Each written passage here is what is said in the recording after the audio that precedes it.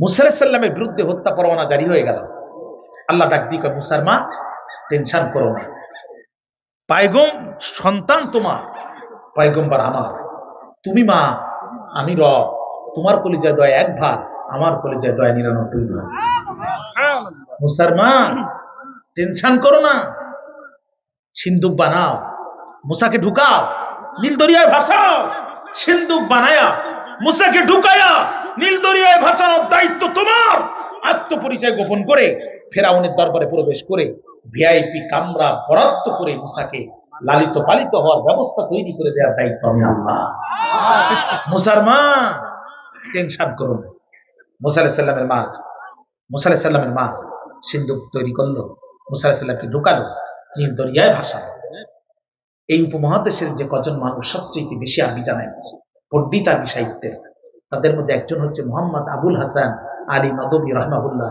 নদওয়াতুল উলামা লখনউ, ভারতের বড় একটি আরবি ইউনিভার্সিটির প্রতিষ্ঠাতা, অত্যন্ত বিদগ্ধ আরবি সাহিত্যিক। তার লেখা আরবি সাহিত্য আমরা আরব বিশ্বে যে করেছি। সেখানে তিনি বলেন, একদিকে নীল নদের ঢেউ, পড়ন্ত বিকালের সূর্য, নীল নদের ঢেউ আর মুসা আলাইহিস সালামের সিন্ধুক, তিনটা এক জায়গায় যখন হয়েছে মনি মুক্তার মতো জল করছে। তাওহীদের এক সোপান মাথা উঁচু করে বিদর্পে নীল নদ মারিয়ে ফেরাউনের রাজপ্রাসাদের দিকে রওনা দিয়েছে। আমরা যেমন লাইন ধরে বসে আছি, বিকালবেলা, এরকম বিকালবেলা ফেরাউন আর আম্মা আসিয়া দুইজন একটু নীল নদের পাশে বাতাস খাচ্ছে আর দুইজন মিলে গল্প করতেছে। এমন সময় আম্মা আসিয়া লক্ষ্য করে দেখে ওই যে মনি মুক্তার মতো জল করছে, মনে হচ্ছে নীল নদের ঢেউ চুমা দিতে দিতে সিন্ধুকটি ফেরাউনের রাজ দরবারে নিয়ে আসতেছে। আম্মা আসিয়া ডাক দিয়ে বলতে, ফারাও একটাবার তাকাও। ফেরাউন তাকেই বলতে যায়, ডিবি হারুন তাড়াতাড়ি তুলে নিয়ে আসো তো। ওরা যেই তুলে নিয়ে এসে দেখে এটা তো মনে হয় বোমা হবে, ইরাম সিন্ধুক তো জীবন দিক নেই। কান লাগাই দিয়ে দেখে মুসা আলাইহিস সালামের টেটা কান্নার আওয়াজ পাওয়া যাচ্ছে। ওরা খুলতে সাহস পেল না, কিন্তু খুলতেই হবে। খুলে দেখে বোমাও না, বন্দুকও না, এত সুন্দর মাসুম বাচ্চা দেখা যায়। মানুষের বাচ্চা যে এত সুন্দর হয় আমাদের জানা ছিল না। ওরা ওখান থেকে আম্মা আসিয়াকে ডাক দিয়ে বলে, মাগো আসিয়া, একবার আসিয়া বাচ্চাটা যাও দেখিয়া। আম্মা আসিয়া গেলেন, হাত পাতলেন, মুসা আলাইহিস সালাম দৌড় দিয়ে আম্মা আসিয়ার কোলের মধ্যে চলে গেল। মুফাসসিররা লেখে, আম্মা আসিয়া যখন মুসা আলাইহিস সালামকে কোলে নিল, আম্মা আসিয়ার কলিজায় যত কষ্ট ছিল, মুসা আলাইহিস সালামকে কোলে নেওয়ার সাথে সাথে তার হৃদয় পট থেকে সমস্ত কষ্ট দূর হয়ে চলে গেল। আম্মা আসিয়া চিন্তা করলো, সারা দেশে এখন চিরুনি অভিযান চলতেছে। কি অভিযান চলতেছে? চিরুনি অভিযান, বুঝেন তো? উকুন কামড়াবে বাম পাশে, চিরুনি দেবে ডান পাশে। ঘটনা ঘটবে রাজশাহীতে, গ্রেপ্তার হবে সিরাজগঞ্জ সদর। এর নাম হলো চিরুনি অভিযান। এর নাম কি? চিরুনি অভিযান। আম্মা আসিয়া চিন্তা করলো, যেখানেই ছোট বাচ্চা পাচ্ছে মুসা মনে করে সেখানেই হত্যা চালাচ্ছে। এই বাচ্চা যদি ফেরাউন দেখে ফেলে, এই বাচ্চা যদি ফেরাউনের গোপনে আমি পালন করি, তবে ফেরাউন খুঁজে পাবে, যখন মারবে তখন। অথবা এই বাচ্চার নিরাপত্তা যদি দিতেই হয়, ফেরাউনের চোখের সামনে দিতে হবে। বুদ্ধি করে আম্মা আসিয়া ডাক দিয়ে বলছে, ফারা বাচ্চাটার দিকে একবার তাকাও। ফেরাউন এসে তাকে বলছে, আসিয়া এই মনে হয় সেই মুসা, এই মনে হয় সেই চোরের মন। আম্মা আসিয়াকে কেমনে বুঝলে মুসা? ওর গায়ে কি মুসা লেখা আছে? কয় তাহলে কোন জায়গায় গেল না, ও আমার প্রাসাদে কেন ঢুকলো? কয় তুই ঢুকছে না, তুমি তুলে নিয়ে আসছো, তুমি তুলে নিয়ে আসছো। খবরদার এই বাচ্চাকে মুসা মনে করবা না, তোমার লজ্জা লাগে না? তুমি না খোদা? তুমি খোদা না গাধা? ছোট বাচ্চা দেখি ভয় পাও, ছোট দল দেখি ভয় পাও, তুমি খোদা না গাধা? তুমি না খোদা? খবরদার এই বাচ্চাকে মুসা মনে করে যদি তাকাও। আর এই ক্যান্টনমেন্টের সেনাবাহিনী যা দেখতেছো ফেরাউন, আজকে তোমাকে বলে দিলাম, এই সেনাবাহিনী কিন্তু সব তোমার না। You are president, I am also wife of president. আমি প্রেসিডেন্টের বউ। এই ভিতরে কিন্তু সেকেন্ড লেফটেন্যান্ট 20টা আমার আছে, 50টা ব্রিগেডিয়ার জেনারেল আমার আছে, 200 ক্যাপ্টেন আমার আছে, 5000 সৈনিক আমার আছে। এই বাচ্চাকে মুসা বলে যদি হত্যা করতে চাও, সর্বপ্রথম বিদ্রোহ তোমার ক্যান্টনমেন্ট থেকে শুরু হয়। ফেরাউন ভয় পেয়ে গেছে। আসিয়া খুশকি বলে, হ্যাঁ তোমার সংসারের গুষ্টি মারি, তোমার সংসার করবই না। বলে, আছে কি বলতে চাস? বাচ্চা মারবা পরে, আগে তাকাও না তার দিকে, বলো না কেমন বাচ্চাটা। ফেরাউন তাকিয়ে বলছে, আসিয়া আমার কলিজা ঠান্ডা হয়ে গেছে। আম্মা আসিয়া সেই দিন কি জবাব দিয়েছিল আসিয়ার মুখের কথাকে আমার আল্লাহ কোরআনের আয়াত বানায় দিয়েছে। সূরাতুল কাসাস খোলেন, পেয়ে যাবেন। কুররাতু আইনুল লি ওয়া লাক লা তাকতুলুহু। আসিয়া বলে, তুমি তাকে হত্যা করতে পারবে না, যেহেতু তোমার কলিজাও ঠান্ডা, আমার চোখও ঠান্ডা, তোমার চোখও ঠান্ডা, এই বাচ্চাকে তুমি করতে পারবে না হত্যা।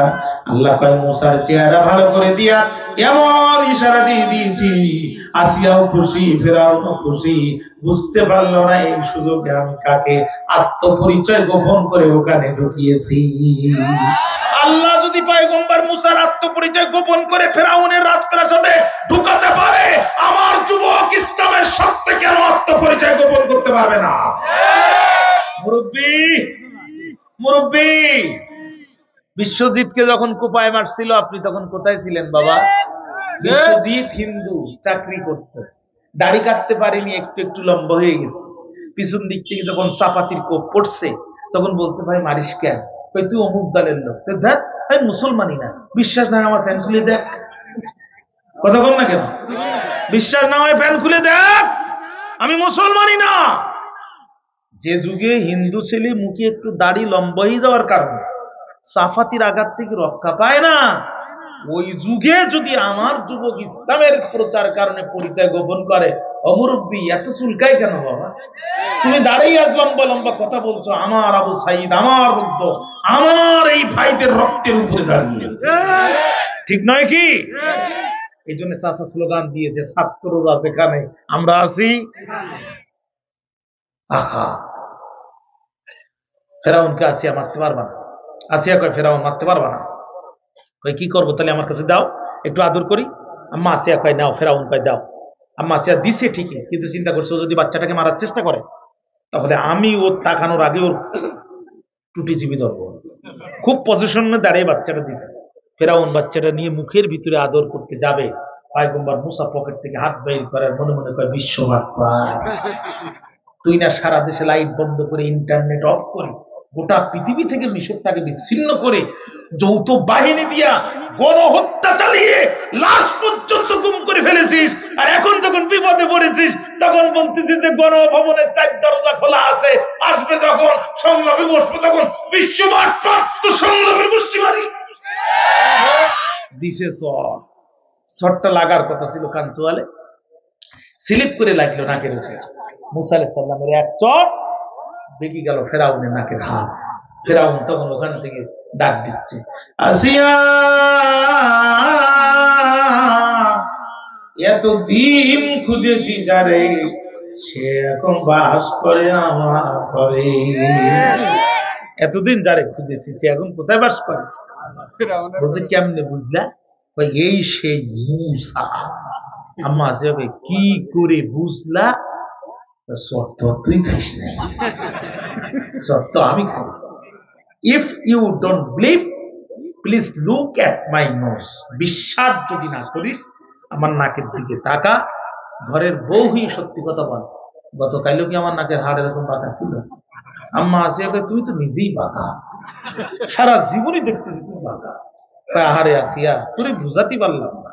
আম্মা আসিয়াকে বুঝানোর দরকার, হয় মুসা না হয় সংসার, দুটোর একটা বেছে নিতে হবে, কোনো বুঝানোর দরকার নেই। ঠিক আছে আসিয়া, তোর কথাই মানলাম, তবে দেখি রাখিস ও যেন বড় হয়ে মুসা না হয়। আম্মা আসিয়া বলছে, তাও কিন্তু বাচ্চা মারতে পারবে না। এখন কি করব? আসিয়া কয়, তোমার ওই চিটাগাং বাড়ি খাড়া খাড়া চুল বদমাইশ তথ্যমন্ত্রী হাসান মাহমুদের কাছে টেলিফোন করো। বলছে, কেন? ফারজানার উপর আর এক খান্নাস বসে আছে 71 টিভিতে, ওই বদমাইশটাকে টেলিফোন করে বলো সারা দেশে প্রিন্ট এবং ইলেকট্রনিক, তৎকালীন সাংবাদিকদের নাম টাম তো আমি জানি না, এই জন্য এদের নাম দিয়ে বললাম যাতে তোমরা বুঝতে পারে না, সারা ওই বাচ্চা খাবে যেন ধাত্রী নিয়ে আসে। ধাত্রীর লাইন দিল, মুসা আলাইহিস সালাম কারণ করে গেল না। লাইনের শেষে, মনোযোগ আছে তো আমার দিকে, লাইনের শেষে দাঁড়িয়ে ছিলেন যিনি, মুসা আলাইহিস সালামের নিজের বোন তিনি। ডাক দিয়ে বলছে, অফিসাররা, আমার কাছে একটা ধাত্রীর সন্ধান আছে, আমি নিশ্চিত। মাইক তো খুব জোর কমাই দিয়েছে, আমি কিন্তু বক্তৃতা 12টায় ছেড়ে দেবো যদি এইভাবে করে। জোর বাড়াই দেয় না রে ভাই, প্লিজ। তুই কিছু খুব চালাক, এই ছেলে খুব চালাক, এর আমি বারবার রিকোয়েস্ট করছি, আমার তো কথাই টানতেছে না। এখন বয়ান দিতেছে যে মাইকে আর্থিং দুর্বল, ব্যবসা করবেন না শোনাই আর কি করার জন্য আসছে এখানে। এই আর্থিং ঠিক করে নাও, আর নাহলে বন্ধ করো। আমার ভাইরা কিছুটা দেশে নাকি এই জায়গায় এতক্ষণ কমাই রাখছে, চিন্তা করতে পার এতক্ষণ কমাই রাখছে। মনোযোগ আছে আমার দিকে? শয়তান কারণ আওয়াজ দেন আল্লাহু আকবার, আরো জোরে আল্লাহু আকবার। এই শ্রোতা এখন কোথাতে আসতেছে?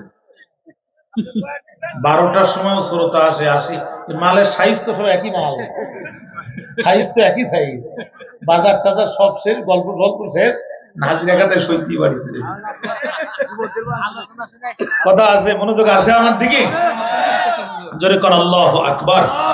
খেয়াল করেন, লাইনের শেষে দাঁড়িয়েছিলেন যিনি মুসা আলাইহিস সালামের বোন, তিনি বলছেন অফিসাররা আমার কাছে একটা বাচ্চার সন্ধান আছে, আমি নিশ্চিত এই ছেলে যাবে তার কাছে, অনুমতি যদি পাই আমি সাথে করে নিয়ে আসতে চাই। অফিসাররা বলে তাহলে তো খুব ভালো হয়, আমরা তো এখন টেনশনেই দিন কাটাই, এই সন্তানকে তুলে নিয়ে আসলাম, কতদিন হলো কিছু খায় নাই। মুসা আলাইহিস সালামের বোন যে তার মাকে ধরে নিয়েছে। ভাইরা কি বলবো, লোহার সামনে চুম্বক নিলে চুম্বক যেমন একটানে লোহার দিকে চলে যায়, দীর্ঘক্ষণ পরে যখন মা এসেছে মুসা আলাইহিস সালাম এক লাফ দিয়ে মায়ের কোলে চলে গেছে। আল্লাহ ডাক দিয়ে ইলহাম দিয়ে বলেন ওয়াদাল্লাহি হক, ওরে মুসার মা, আমি আল্লাহর ওয়াদা মিথ্যা না, আমি আল্লাহর ওয়াদা সত্য। তোর মুসাকে তোর কোলে ঢুকায় দিলাম, বিনিময়ে একটু নৌ ভ্রমণ করলাম, আত্মপরিচয় গোপন করার কারণে যে ফিরাউন মুসাকে মারবে বলে হুকুমে হয়ে সারা দেশে রেড অ্যালার্ট জারি করেছে, সেই ফিরাউন এখন তার নিজের দায়িত্বে নিরাপত্তা দিচ্ছে। ওরে মুসার মা, তোর এখন চাকরি হবে, কোয়ার্টার বরাদ্দ হবে, থাকার জায়গা হবে, তোর দাসদাসী হবে, মোটা অঙ্কের বেতন হবে। ফিরাউনের পুলিশের বেতন বৃদ্ধি হয় 3-4 বছর পর পর, তোর বেতন বৃদ্ধি হবে তোর ইচ্ছার উপর। তুই শুধু বলবি চাকরি করবো না, বেতন 3 গুণ হতে মোটে দেরি হবে না, কারণ তোর মুসা তোর স্তনে ছাড়া পৃথিবীর কোন নারীর স্তনে মুখ দেবে না। ওরে মুসার মা, আবেগে আপ্লবিত হয়ে এক্ষুনি তোর মুসার আত্মপরিচয়টা প্রকাশ করিস না, তুই মন খারাপ করিস না, আমি তোর মুসার আত্মপরিচয় গোপন করে ঢুকাবো। ওয়াজাইলুহু মিনাল মুরসালিন, আর তোর মুসার আত্মপরিচয় প্রকাশ করে আমি তার আত্মপ্রকাশ ঘটাবো। আল্লাহ যদি পয়গম্বর মুসার আত্মপরিচয় গোপন করে ঢুকায় রাসূল পরিচয় দিয়ে আত্মপ্রকাশ করাতে পারে, আমার যুবকেরা ইউনিভার্সিটিতে আত্মপরিচয় গোপন করে ঢুকে কেন সমন্বয়কের পরিচয় দিয়ে আত্মপ্রকাশ করতে পারবে না?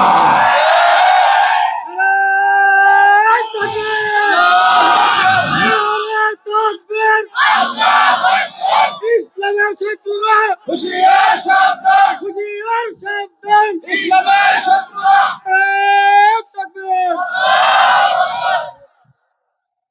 কথা বুঝতে কষ্ট হয়েছে? তাহলে আত্মগোপন জায়েজ না হারাম? আরেকটি ছোট্ট কথা, ইউসুফ আলাইহিস সালাম যখন তার ভাইদের পরিচয় নিশ্চিত হয়েছিল, জানতে পেরেছিল, তখন কি ইউসুফ আলাইহিস সালাম নিজের পরিচয় দিয়েছিল নাকি পরিচয় গোপন করেছিল? তোমাদের বাড়িতে আর কে আছে? আরেকটা ভাই আছে, কি নাম তার? বলছে বিনিয়ামিন। নিয়ে আসো, ঘুম ডবল দেবো না। নিয়ে আসার পরে ইউসুফ আলাইহিস সালাম একটা পাত্র তার বস্তার ভিতরে ঢুকাই দিয়ে কৌশলে তারা রেখে দিয়ে বলছে আর কে আছে? কয় আব্বা আছে। কয় নিয়ে আসো। তাহলে বিনিয়ামিনকেও দেবো না, গোমও দেবো না। আর শোনো, শরীরের জুব্বা খুলে দিয়ে বলছে এই জুব্বাটা তোমাদের বাবার কাছে দিও। ওরা যে জুব্বাটা, ইয়াকুব আলাইহিস সালাম তখন অন্ধ মানুষ, ইয়াকুব আলাইহিস সালামের কোলে জুব্বাটা দিয়ে বলছে আব্বা আপনাকেও নিয়ে যেতে বলেছে, তাহলে বিনিয়ামিনকেও দেবে, গমও দেবে। তখন তার বাবা বলতেছে কিসের গমের কথা বলো তোমরা? আমি তো আমার ইউসুফের শরীরের ঘ্রাণ পাচ্ছি। এই জুব্বা নিয়ে চোখে দেওয়ার সাথে সাথে অন্ধ নবী ইয়াকুব আলাইহিস সালামের দৃষ্টিশক্তি আল্লাহ ফিরাইয়া দিল। ইউসুফ আলাইহিস সালাম পরিচয় প্রকাশ করেছিল না গোপন করেছিল? তাহলে দিন কায়েমের স্বার্থে, ইসলামের স্বার্থে পরিচয় গোপন করা 1000 বার জায়েজ। পরিচয় গোপন করার কারণে আমার যুবকদেরকে গালাগালি করবে যারা, স্বৈরাচারের নতুন চামচা তারা।